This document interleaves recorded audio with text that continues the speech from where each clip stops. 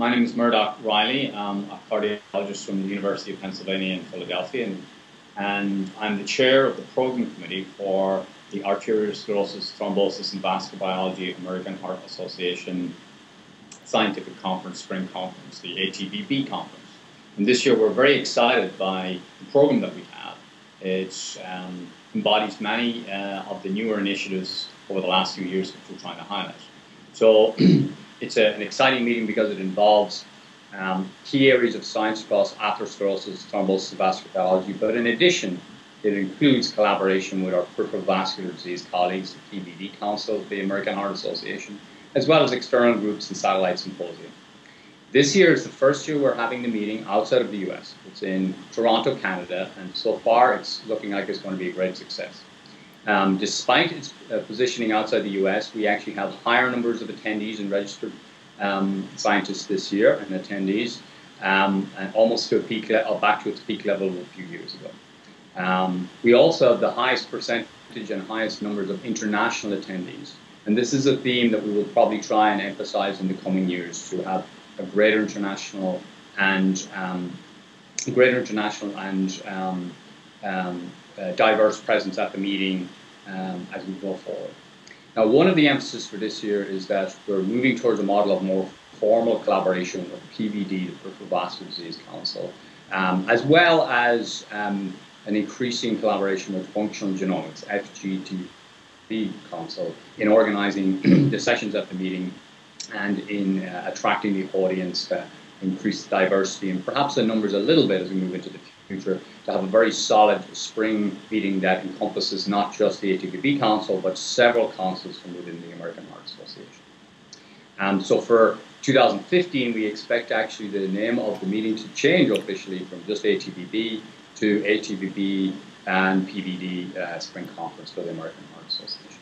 So this year the meeting is structured similar to other years with some modest changes. So we have 5 plenary sessions which are very strong and include our awardee presentations on Saturday morning, the closing session, as well as a collaboration with Functional Genomics, FGTB, in a Functional Genomics of ATVB disorders on Friday. In addition, we have 16 concurrent sessions which play specifically to the atherosclerosis, vascular biology, thrombosis, as well as peripheral vascular disease and genomics communities. And some of these sessions are built in hybrid form, where there's a collaboration between the basic and the clinical, or the vascular biology and the peripheral vascular disease types of themes. So that is something that we're proud of, and we're very delighted to see, to try and bring together groups of scientists who wouldn't normally come together. I'd like to highlight also the continued strengths of several other elements of our programming. The early career committees involved in ATVB and the other councils have increased each year over the last several years the activities that they present at the meeting. And this year we have both Thursday morning and Friday morning strong early career committee and early career activities, emphasizing information for early career investigators and young scientists. We also have the Women's Leadership Committee meetings and emphasis on women's leadership and Women Scientists Award at the meeting also. And I'm delighted to continue our tradition of a strong dinner theme with live music, with music and dancing at the end of the night. But this is really a celebration across all of the councils that are present and integrated fully now this year to present awards, to make announcements, and then to have a dinner and a networking, both scientific and social, and then to get down and dance a little bit.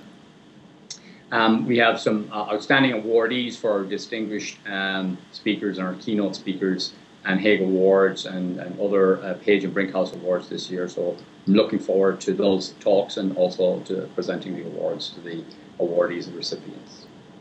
And I think that's the key themes for our meeting for 2014. It's the first time out to the US. It's very exciting. It has increasing collaboration and integration, increasing international presence, and we expect this meeting to grow in strength as we move back to the US for San Francisco in 2015.